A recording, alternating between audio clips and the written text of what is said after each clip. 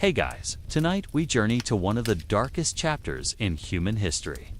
World War II, the deadliest conflict ever fought, where entire cities vanished in flames, where millions of ordinary people were thrust into hell on earth, and where survival wasn't about skill or preparation. It was about luck, pure, random, brutal luck. We're asking what would happen if you woke up as an infantry soldier on the Eastern Front in 1943, in the frozen wasteland between Nazi Germany and the Soviet Union. Because, let me tell you, Hollywood got it wrong. There were no heroes here. It's terrified kids with rifles praying they'd see another sunrise. So before you get comfortable, take a moment to like the video and subscribe, but only if you genuinely enjoy what I do here. And let me know in the comments where you're tuning in from and what time it is for you. It's always fascinating too. See who's joining us from around the world. Now, dim the lights, maybe turn on a fan for that soft background hum. And let's ease into tonight's journey together. Welcome to hell. But not the fire and brimstone kind. This hell is frozen solid. You're somewhere outside Stalingrad, the winter of 1943. And you've just woken up in what used to be a foxhole, but now feels more like a shallow grave lined with ice. The temperature is minus 30 degrees Celsius. That's minus 22 Fahrenheit. Cold enough that your breath freezes in the air and falls like snow. Cold enough that metal sticks to bare skin. Cold enough that your rifle, if you're lucky enough to still have one, might not fire because the mechanisms have frozen solid. Your boots, if you can call them that, are more holes than leather. Standard German boots weren't designed for Russian winters. They were designed for the quick summer campaign that was supposed to end before Christmas 1941. That was 2 years ago. Your feet are wrapped in newspaper, rags, whatever you could scavenge from dead bodies. And yes, you've been scavenging from dead bodies.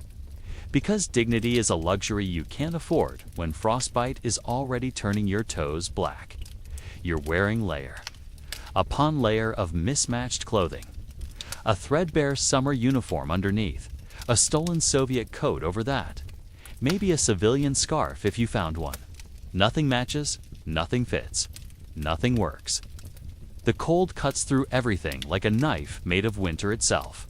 Your hands shake, constantly. Not from fear, though there's plenty of that, but from your body desperately trying to generate heat it doesn't have, and you're hungry. Not snacky hungry, not skipped breakfast hungry, soul deep, gnawing, desperate hungry. The kind of hunger that makes you consider eating things that aren't food. Leather belts, tree bark, paste made from wallpaper because it might have some nutritional value. You haven't had a proper meal in weeks. Your stomach has given up growling and settled into a dull, constant ache. But here's the thing about waking up on the Eastern Front. The cold and hunger aren't your biggest problems. They're just the background noise, because somewhere out there in the gray dawn light, people are actively trying to kill you. And they're very good at it. The sound hits you first. Artillery? Not the dramatic thunderclap from war movies, but a low, constant rumble that you feel in your bones before you hear it. It never stops. Ever, day and night, shells scream overhead, explode in the distance, shake the earth beneath you. Sometimes they land close enough that dirt and shrapnel rain down on your position. Sometimes they land close enough that you never hear them coming. You learned early not to stick your head up during daylight. Snipers, Soviet marksmen who've been hunting humans through bombed-out cities and frozen fields for months. They know every trick, every hiding spot, every moment of carelessness that gets soldiers killed. They're patient, experienced, and they never miss twice, so you stay low, pressed against the frozen earth, trying to become invisible. But invisibility doesn't help when the shelling starts in earnest. When the ground shakes so hard your teeth rattle. When the world becomes a continuous explosion of dirt, ice, and terror. You curl into a ball and pray to whatever God might still Be listening that the next shell doesn't have your name on it, but praying doesn't stop artillery. And the barrage is getting closer, much closer, which means only one thing: attack incoming. Time to find out if you live or die today. And the smart money isn't on you. The shelling stops. Sudden absolute silence that's somehow worse than the noise. In that silence, you hear it. Voices, Russian voices, shouting orders, getting closer. Your hands find your rifle, a Mauser 98K if you're standard infantry. And you check the action with fingers so numb you can barely feel the trigger. 5 rounds in the magazine. Maybe a few more loose cartridges in your pockets, if you're lucky. 5 rounds against an entire Soviet assault team. 5 chances to stay alive in a war where the average life expectancy of a frontline soldier is measured in days, not months. You peer over the rim of your foxhole, and that's when you see them. Gray figures moving through the snow, advancing. In a line, weapons raised. They look just like you. Scared kids in mismatched uniforms, stumbling through frozen hell because someone with stars on their collar told them to. The only difference is they're trying to kill you and you're trying to kill them. Your first shot misses. The recoil knocks you back against the frozen dirt, and your hands are shaking so badly you can barely work the bolt to chamber another round. Training is supposed to take over in moments like this, but your training was 6 weeks in Bavaria. Not this nightmare of ice and blood and industrial-scale murder. The return fire comes immediately. Bullets crack over your head, thud into the dirt around you. You fire again and again, and then your rifle clicks empty. 5 shots gone, and the Russians are still coming. You fumble for more ammunition, but your fingers won't work properly. The cold has turned them into useless clubs of meat and bone. That's when the fear really hits. Not the manageable nervousness of before battle, but pure animal terror. The kind that makes your bowels want to empty and your legs want to run. You want to throw down your rifle and sprint for the rear, but there is no rear. There's nowhere to run. The entire front is chaos. Commands are shouted in a dozen languages. Men scream for medics who aren't coming. And the wounded crawl through the snow, leaving trails of blood that freeze before they can pool. You're trapped in a meat grinder that spans a continent. And the only choice is to keep feeding rounds into your rifle and hope the killing stops before it reaches you. But it won't stop. It never stops. This is the Eastern Front, where entire armies disappear into the snow and are never seen again. Where cities fight street by street until nothing remains but rubble and bones. Where survival isn't a skill. It's an accident. The attack breaks.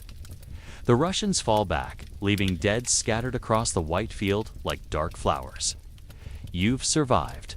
For now, but tomorrow there will be another attack, and another, and another, till the mathematics of war catch up with you and your luck finally runs out, because on the Eastern Front, everyone's luck runs out eventually. Let's talk about what you're not getting. Food. Real food. The German supply lines on the Eastern Front weren't just stretched, they were shattered. What had worked during the lightning campaigns in Poland and France? Rapid advances supported by motorized supply columns collapsed completely in the vast emptiness of Russia. The roads weren't roads. They were mud tracks that became impassable rivers in spring and frozen concrete in winter. Your daily ration, you get one, is a joke. A thin slice of black bread that tastes like sawdust because it's partially made of sawdust. Maybe some ersatz coffee, which is roasted grain that dreams of being coffee someday. If you're incredibly lucky, a can of processed meat that might have been food once upon a time. The official daily calorie allocation for German troops was around 3,000 calories per day. The reality, you're getting maybe 1,200 if you're lucky. Your body is eating itself to stay alive. You can feel yourself getting weaker, thinner, more brittle. Your clothes hang loose where they used to fit. Your helmet wobbles on your shrinking head, but the hunger makes you resourceful in ways that would horrify your former self. You've learned to eat things that aren't technically food. Tree bark boiled into a bitter soup. Grass when you can find it under the snow. The inner soles of discarded boots, boiled until they're soft enough to chew. You've caught rats and eaten them raw because cooking fires draw artillery, and you're not alone in this. Every soldier around you is doing the same desperate calculus of survival, which means competition. Fights break out over scraps of moldy bread. Men die over a can of meat that's probably spoiled anyway. Unit cohesion breaks down when everyone is starving, because friendship can't fill an empty stomach. The cold makes everything worse. Your body burns calories just trying to stay warm, calories you don't have. You've watched men simply sit down in the snow and refuse to get up, not because they're wounded, but because starvation has left them without the energy to care whether they live or die. Water is another problem entirely. You can't eat snow directly, it'll kill you. Rob your body of crucial heat. You have to melt it first, which requires fire, which draws attention from snipers and artillery spotters. So you're always dehydrated, always thirsty, your lips cracked, and bleeding from the cold. The worst part, the officers are eating better. Not well, but better. They have access to the worst part, the officers are eating better. Not well, but better. They have access to the few supplies that make it through, while you subsist on promises and sawdust bread. It's a special kind of torture, watching your lieutenants eat actual meat while you gnaw on boiled leather. Food isn't fuel on the Eastern Front, it's hope. And you're running out of both. Your rifle is your lifeline, your tool, your only hope of survival. It's also trying to kill you. The Mauser 98K is a fine weapon. In normal conditions, accurate, reliable, well made. But these aren't normal conditions. In temperatures that make hell look like a tropical vacation, every piece of metal machinery becomes a potential death trap. First, there's the cold. Metal contracts in extreme temperatures, which means parts that normally fit together with German precision now have gaps. Springs lose their tension. The bolt action becomes sluggish, sometimes seizing completely. You've learned to sleep with your rifle inside your coat, using your body heat to keep the mechanism functional, which means you're even colder. But a frozen rifle is a useless rifle, and a useless rifle is a dead soldier. The ammunition is another nightmare. Cartridges can freeze in the chamber, making extraction impossible. You've seen men frantically working their bolts while enemy soldiers advance, because a stuck case turns your rifle into an expensive club. Oil lubricates nothing in this cold. It becomes thick as honey, then solid as rock.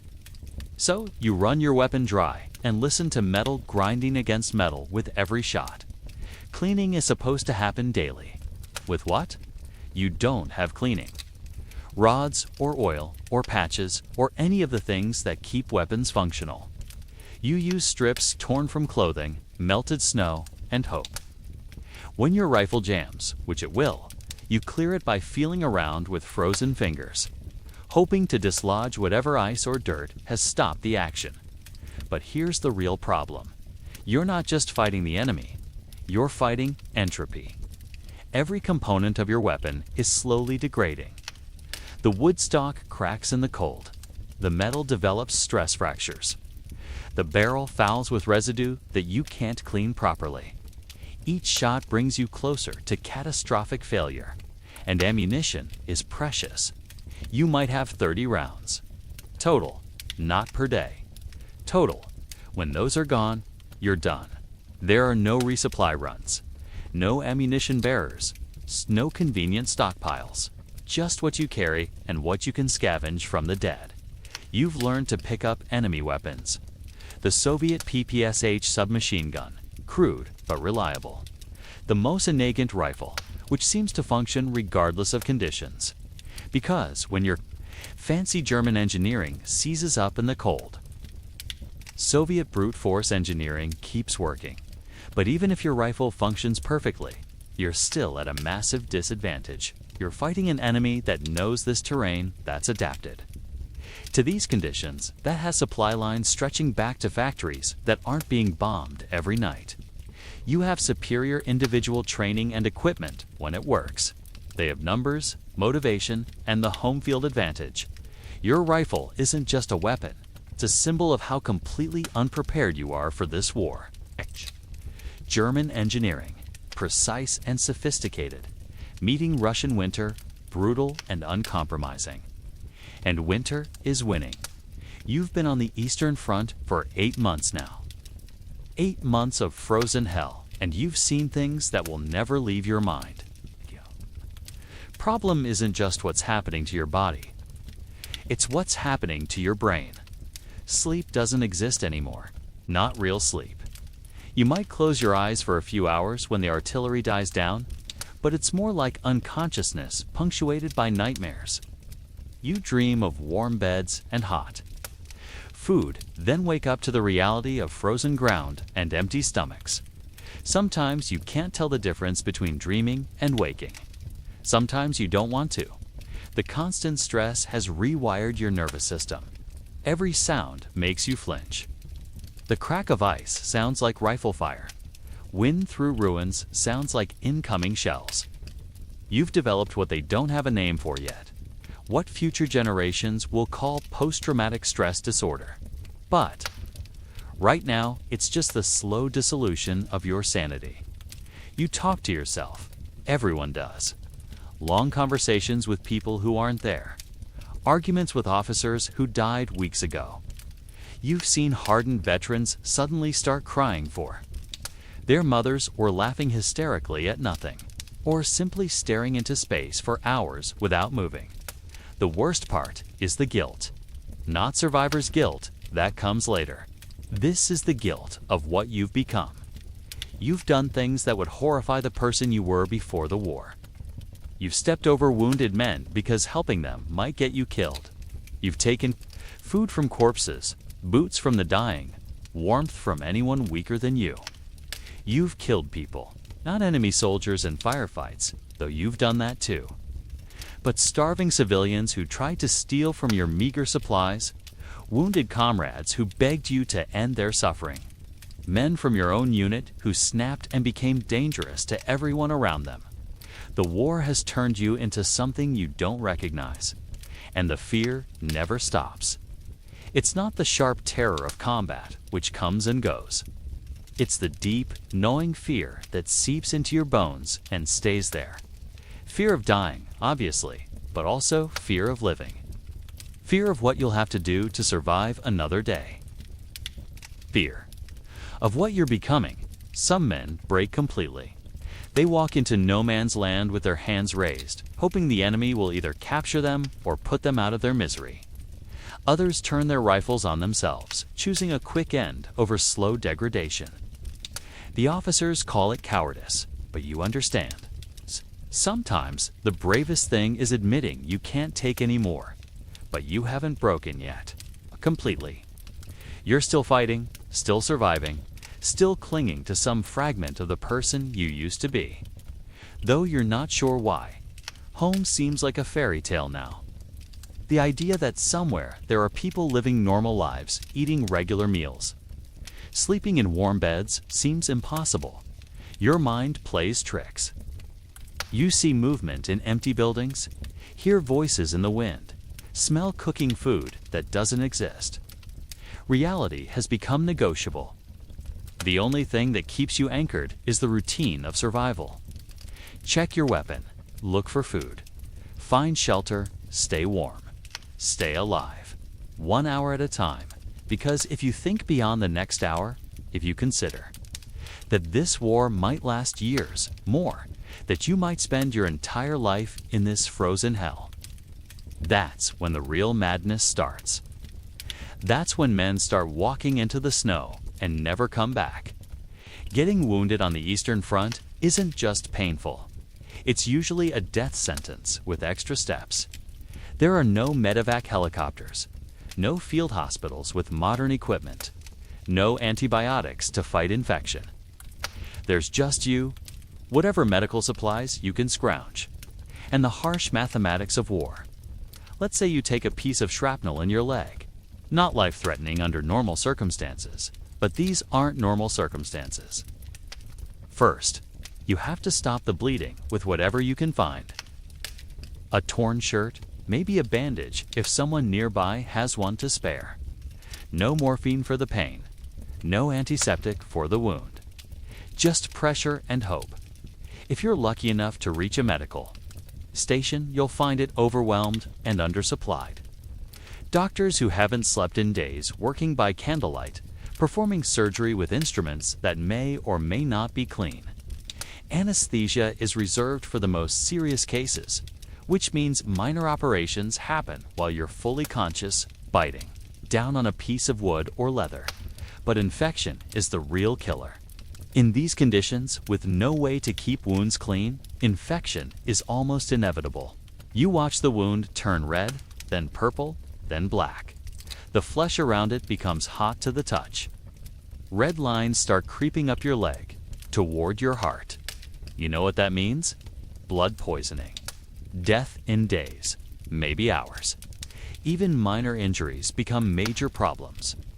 A small cut on your hand, normally nothing more than an inconvenience, becomes an open door for bacteria. Frostbite turns fingers and toes into black. Dead meat that has to be amputated with whatever sharp instrument is available. No anesthesia, remember? Just something to bite down on and someone to hold you still. Dysentery runs through the units like wildfire. Bad food, contaminated water, poor sanitation, stress. Your intestines become a battlefield of their own. You're constantly dehydrated, constantly cramping, constantly soiling yourself because there's no time for proper hygiene when people are shooting at you. Lice are everywhere. In your clothes, your hair, your equipment. They carry typhus, which spreads through units like a plague. First comes the fever, then the headaches, then the rash, then death. You've seen strong men reduced to skeleton-thin invalids in a matter of weeks, and then there are the injuries that don't show. Concussions from artillery blasts that leave you dizzy and confused for weeks. Hearing loss from the constant noise of war. Snow blindness from the glare off endless white fields. Your body is breaking down in a dozen different ways, and there's no real treatment for any of it. The walking wounded keep fighting because they have to. Men with broken ribs, shattered fingers, infected wounds that should have them in hospitals. They fight because stopping means dying, and maybe, if they're very lucky, fighting means living one more day. But the worst medical reality is this: most wounds don't get treated at all. You patch yourself up as best you can and keep going, because the alternative is being left behind. Winter on the Eastern Front isn't just cold. It's a living entity that wants you dead. The temperature doesn't just drop to uncomfortable levels, but falls to physically dangerous extremes that turn the air itself into a weapon. -40 degrees. Celsius, -50. Temperatures so low that spit freezes before it hits the ground. At these temperatures, exposed skin freezes in minutes. You've seen men lose ears, noses, fingers to frostbite so severe the flesh turns black and simply falls off. The cold doesn't just numb. It burns, a searing pain that feels like fire made of ice. You learn to recognize the signs of serious frostbite. The white, waxy appearance of skin that's dying. The loss of sensation that means permanent damage. Your breath becomes your enemy. Every exhalation creates a cloud of vapor that immediately freezes on your face, building up layers of ice around your mouth and nose. You have to break it off periodically or risk suffocating on your own frozen breath. Your eyelashes freeze together. Your nostrils freeze shut. Breathing becomes a conscious effort. Metal becomes untouchable. Your rifle, if you're not careful, will freeze to your hands. the water in your canteen turns to solid ice, expanding and cracking the container.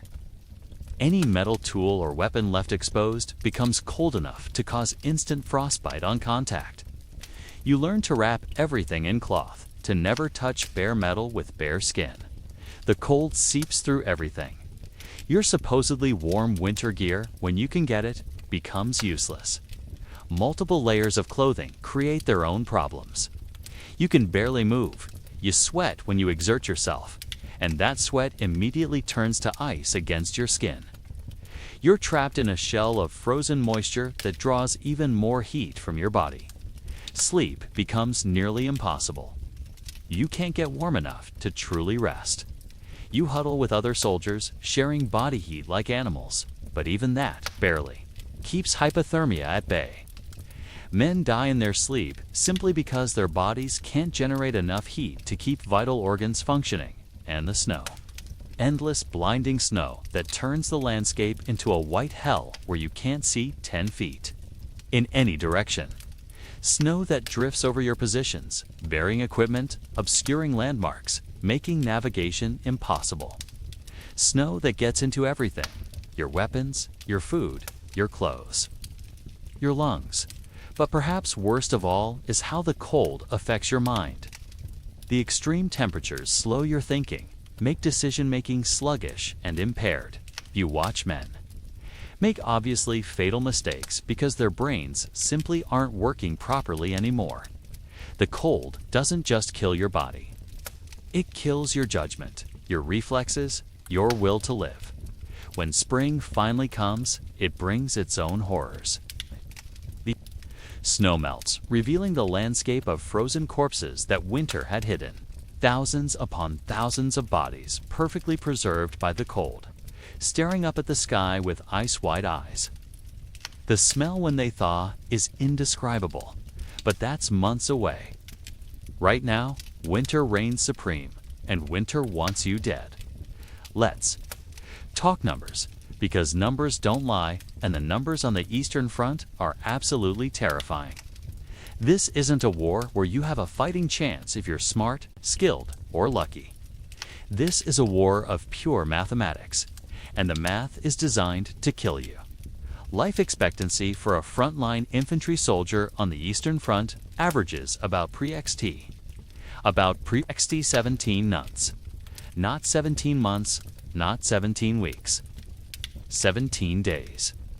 From the moment you arrive at the front until the moment you're dead, wounded beyond repair, or missing in action.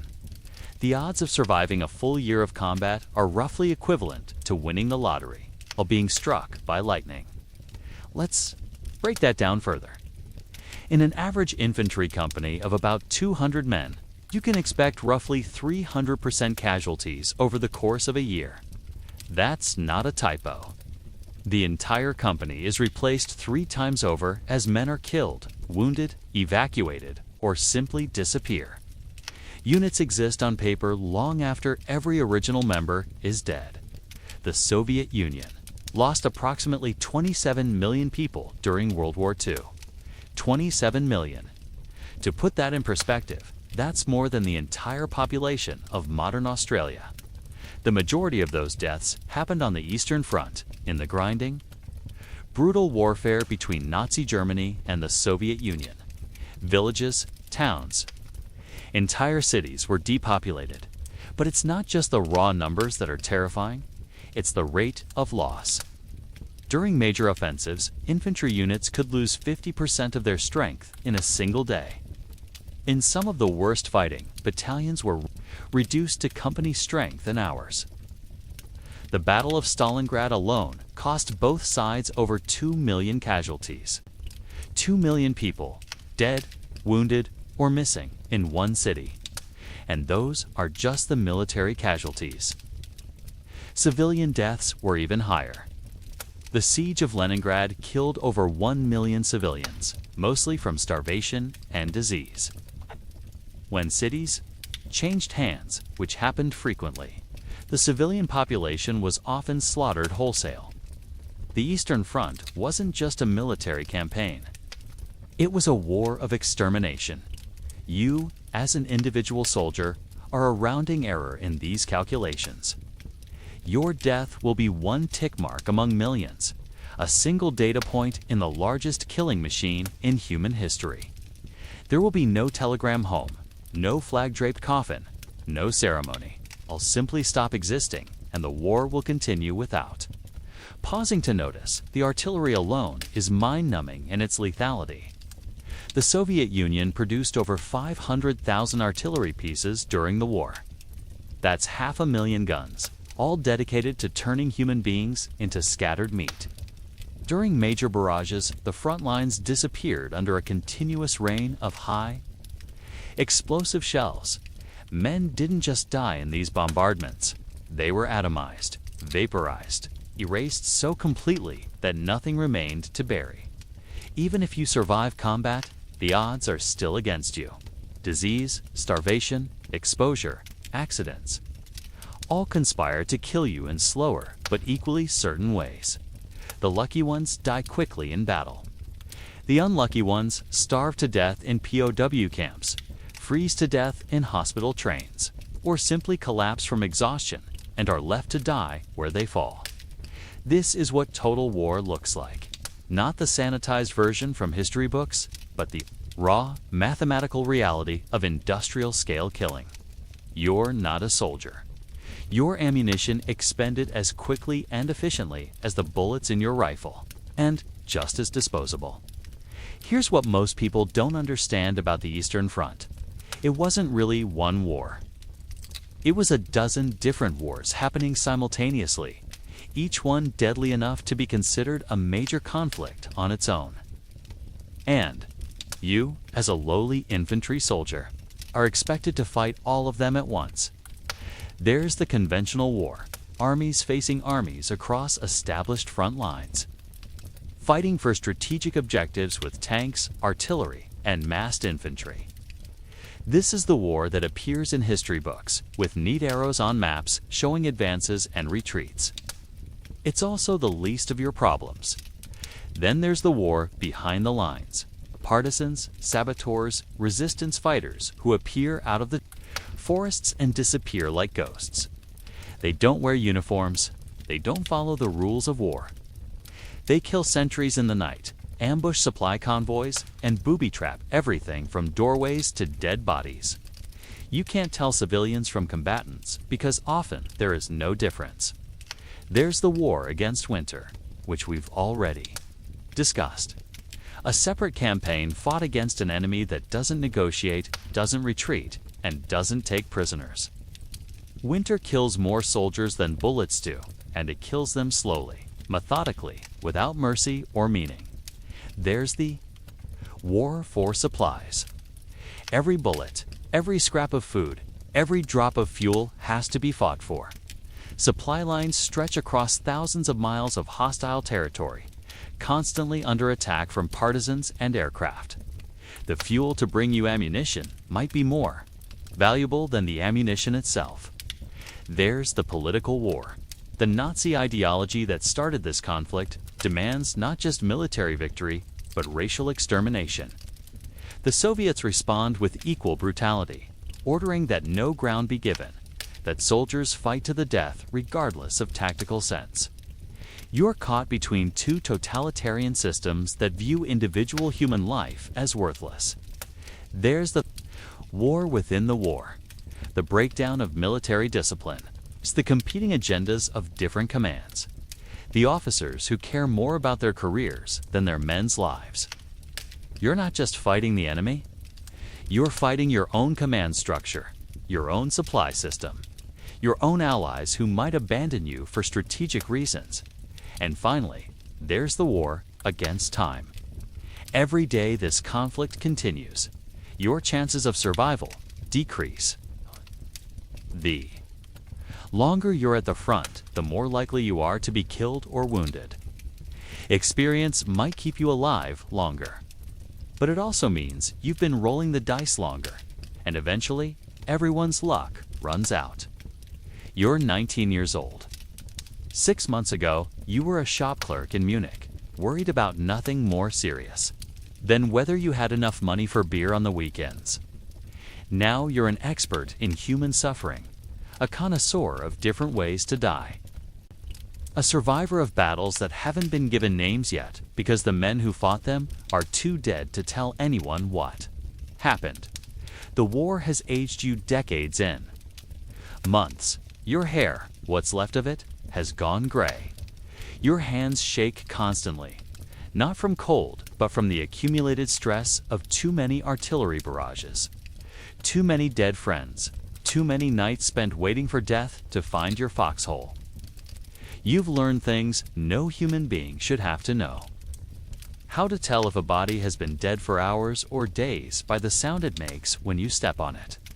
How to estimate the distance of incoming artillery by the pitch of the whistle. 2.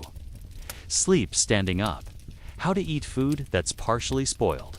How to keep fighting when you're wounded and exhausted, and have given up all hope of seeing home again. You've made friends and lost them so many times that you've stopped learning names.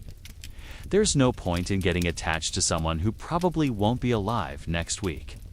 The new replacements who arrive, fresh-faced kids from Germany who still believe in victory and honor. Look at you like you're already dead, and maybe you are. Maybe you died months ago and just haven't stopped moving yet. The worst part isn't the fear or the pain or the constant hunger. The worst part is the knowledge that this is what you are now. This is what the war has made you. A creature of survival, operating on instincts so base and brutal that your former self wouldn't recognize you. You've become something that can kill without hesitation, steal without guilt, abandon wounded comrades without a second thought. And yet, somehow, you keep going. Not because you believe in anything anymore. It's not because you think you'll survive, but because stopping would mean admitting that everything you've endured, everything you've done, everyone you've lost was meaningless. So you load your rifle one more time, check your equipment one more time, prepare for one more day of industrial-scale horror.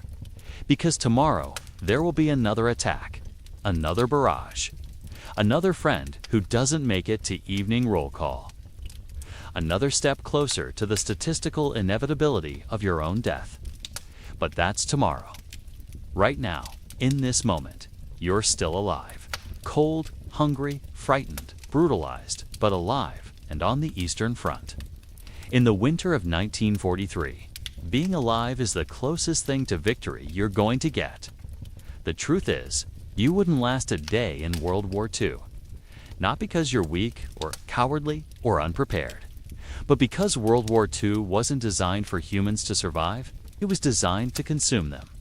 The Eastern Front was a machine for turning human beings into casualties. Every element of the conflict, from the temperatures to the tactics to the ideology driving both sides, was calibrated to produce maximum suffering and death. The men who fought there weren't heroes in any meaningful sense. They were victims of a historical catastrophe that grew beyond anyone's ability to control or comprehend. Think about it this way. You complain when your internet is slow or your coffee is cold. How would you handle watching your friends freeze to death? You worry about your grades or your job or your relationships. How would you cope with the knowledge that you'll probably be dead within a month? You get upset when someone cuts you off in traffic. How would you react to artillery shells landing around your position every day for months? The men who fought on the Eastern Front weren't superhuman. They were ordinary people pushed beyond the breaking point by circumstances beyond their control. Some broke immediately. Some lasted weeks or months before snapping. A very few somehow endured until the war ended, but they were never the same. The war changed everyone it touched, usually for the worse. And here's what's most disturbing about the Eastern Front. It was just one theater of a global war that killed over 70 million people, while soldiers were freezing and starving and dying. In Russia, other soldiers were fighting and dying in North Africa, in the Pacific, in Italy, in France. Civilians were being bombed in their homes, starved in sieges, murdered in camps designed specifically for killing. World War II was the largest, most destructive event in human history. It consumed entire nations, redrew the map of the world, and changed the course of human civilization. And you, a modern person with no experience of real hardship, no training in survival, no understanding of the kind of brutality that normal people are capable of when pushed to extremes, wouldn't survive the first morning. This isn't an insult. It's a recognition of how far removed we are from that world of industrial warfare and systematic murder. The fact that you couldn't survive a day in World War II is actually a good thing. It means the world has changed. It means that the kind of total war that consumed the lives of entire generations is no longer the normal state of human existence. But it also means we have a responsibility to remember, to understand what happened, why it happened, and how close humanity came to destroying itself completely. Because the capacity for that kind of organized violence hasn't disappeared. It's just sleeping, waiting for the right combination of circumstances to wake it up again. So next time you complain about your problems, remember the kid in the frozen foxhole outside Stalingrad? Remember that for him, surviving until sunset was the greatest victory he could imagine. Remember that the world you live in, with its conveniences and comforts and relative peace, was built on the bones of people who gave everything so you wouldn't have to. Because they couldn't last either. Most of them didn't, but they tried, and that's all anyone can do when the world decides to go mad.